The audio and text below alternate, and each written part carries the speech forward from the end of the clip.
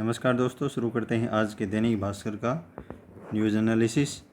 हमें अखबार को इस तरह से पढ़ना है कि हमारा जो करंट जीके का पोर्शन है, जिसमें जनरल जीके आता है, उसमें आपके इकोनॉमी और पॉलिटिकल ये सारे क्वेश्चन बनेंगे यहीं से, और इसी तरीके से आपको पढ़ने की आदत डालनी है।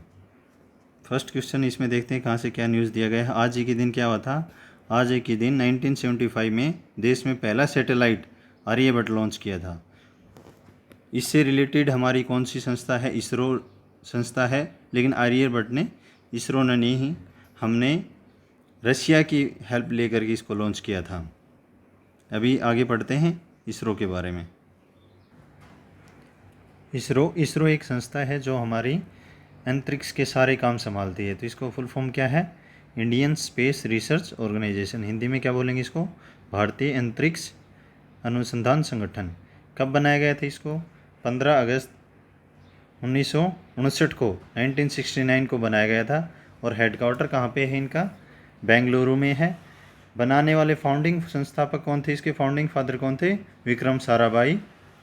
हमने 1975 में तो आर्यभट्ट को भेजा था रशिया की मदद से, लेकिन पहली बार हमने जो हमारा सैटेलाइट भेजा उसका नाम था रोहिणी। वो भेजा हमने 1980s में, 1980 में। और हमारे उस लॉन्च का क्या नाम था? SLV-03 satellite launch vehicle is full form of SLV। ISRO फिलहाल 2 तरह के रॉकेट यूज करता है सैटेलाइट को अंतरिक्ष में छोड़ने के लिए, स्पेस में छोड़ने के लिए। एक है PSLV और दूसरा है GSLV। PSLV की फुल फॉर्म है पोलर सैटेलाइट लॉन्च व्हीकल, और GSLV की है जियो सिंक्रोनस सैटेलाइट लॉन्च व्हीकल। हमने अपने 2 नेविगेशन सिस्टम भी बनाए हैं। कौन कौन से ये नेविगेशन सिस्टम है? एक तो है पानी के लिए, ओशियन के लिए, IRNSS, और दूसरा है गगन, जिससे हमारा खुद का GPS है, उसको ऑपरेट कर सकते हैं। हमारा जो पहला फर्स्ट इंडिजीनियस क्रायोजेनिक इंजन है, हमारा खुद का बनाया हुआ, वो कब चला था? जनवरी 2014 में। तो ये 6th कंट्री हो गया वर्ल्ड में, इंडिया ऐसे करने वाला, जिसके पास अपना खुद का क्रायोजेनिक इंजन है।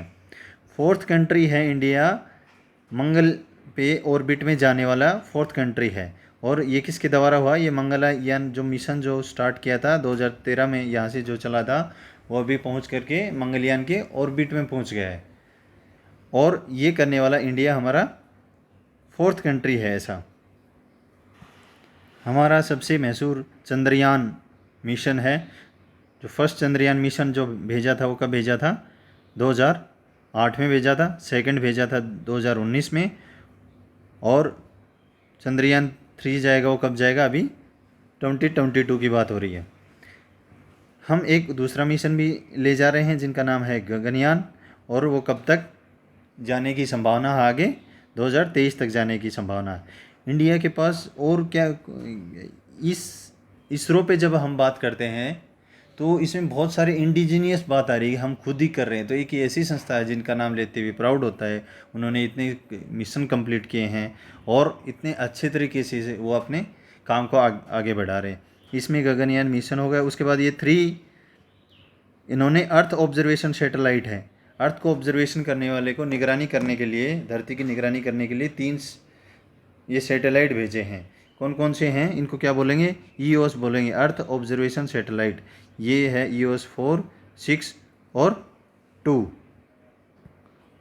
फिलहाल हमारा इसरो है शुक्रयान मिशन पे भी काम कर रहा है, और हम अपनी खुद की स्पेस स्टेशन बनाएंगे। उसका टारगेट इसरो ने सेट किया है 2030। तो 2030 तक हम इसरो इस उपलब्धि को हासिल करने की कोशिश करेगा। नेक्स्ट न्यूज़ रिलेटेड है श्री गुरु तेग बहादुर जी के, जिनका कौन सा प्रकाश वर्ष है? अब की बार 400वां प्रकाश वर्ष है, और ये 9th गुरु थे। ये कौन से नंबर के गुरु थे? 9वें नंबर के गुरु थे। और 10वें गुरु कौन थे? 10वें गुरु थे Guru Gobind Singh ji. Next question is in this news Bhaskar analysis. इसमें हरियाणा के बारे में क्या बताया गया? हरियाणा की जो विधानसभा में उसकी एक एश्योरेंस कमेटी है, आश्वासन जो कमेटी है, उसने एक रिपोर्ट बताई। उसमें ये बताया गया है कि विधायकों को आश्वासन देकर बेपरवाह हुए मंत्री मंत्री जो हैं, मंत्री भूल जाते हैं, विधायक उनके पास बहुत सारी काम लेके जाते हैं तो वो काम नहीं करते। ये एक रिपोर्ट में बताया है एश्योरेंस कमेटी का, ये काम होता है, ऐसे काम होता है उनका, देखना है कि कौन कितना कहाँ तक काम कर रहा है। तो इसमें नियम क्या बोलता है, नियम ने ये बोला है कि आश्वासन है वो 3 महीने में पूरा किया जाना चाहिए, और इस या फिर उनसे मिलो जिससे आप, जिसको आपने आश्वासन दिया है, जिस विधायक को आपने आश्वासन है, तो वो विधायक क्या करेंगे वहाँ पे, उनको और हेल्प करेंगे वो। लेकिन वो उनके लिए, लेकिन अभी जो स्थिति ये है कि उनको कुछ काम ही नहीं हो रहा।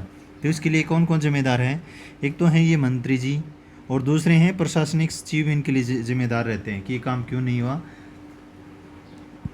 अभी बात कर लेते हैं कमेटी के बारे में, ये कितने प्रकार की कमेटियाँ होती हैं और कौन कौन सी कमेटियाँ होती हैं, इंडियन पार्लियामेंट में कौन कौन सी कमेटियाँ हैं। बात करते हैं पार्लियामेंट्री कमेटी की। पार्लियामेंट्री कमेटी है जो कौन बनाते हैं, पार्लियामेंट बनाती है अपना काम अच्छे से करने के लिए, और किसी भी इशू को आने के लिए उस पर छानबीन करने के लिए बनाती है।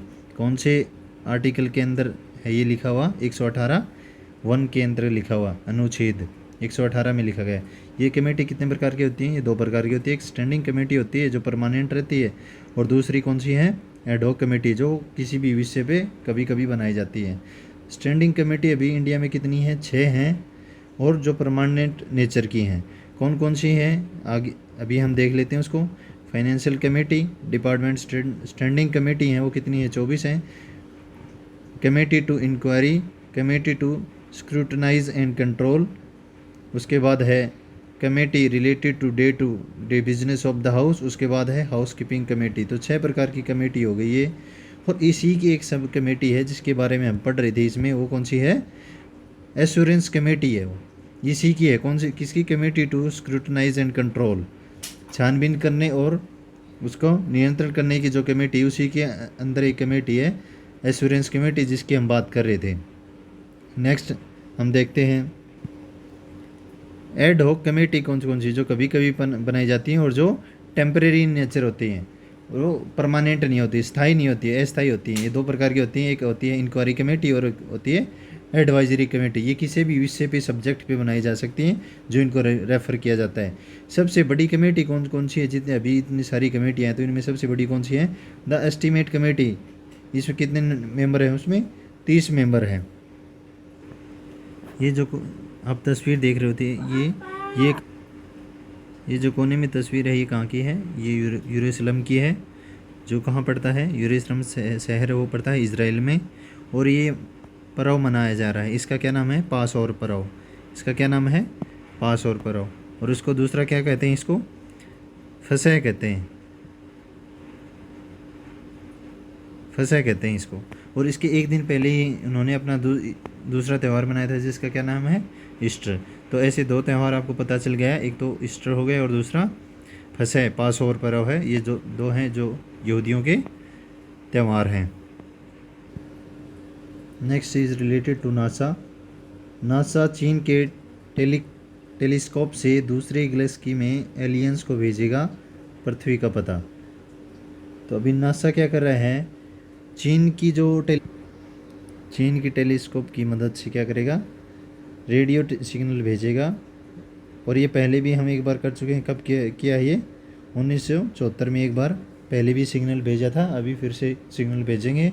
और वैज्ञानिक ये आशा करेंगे कि वहाँ से कोई एलियन है वो हमारी आवाज़ को सुन ले, या इसको सुन करके वो कोई रिस्पॉन्स दे रहे हैं या नहीं दे रहे हैं। इसका क्या नाम दिया गया है, इसका नाम दिया है बीकॉन इन द गैलेक्सी, ये नाम दिया गया है इसमें।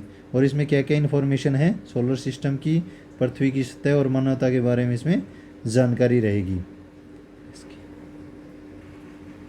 Next important topic is lieutenant general Manoj Pandey होंगे सेना प्रमुख होंगे, नए सेना प्रमुख होंगे। कौन होंगे ये, lieutenant general Manoj Pandey. This is all which is relevant to the exam point of view. Please share, like and subscribe this page. This give me positive feedback. Thank you so much. जय हिंद, जय भारत.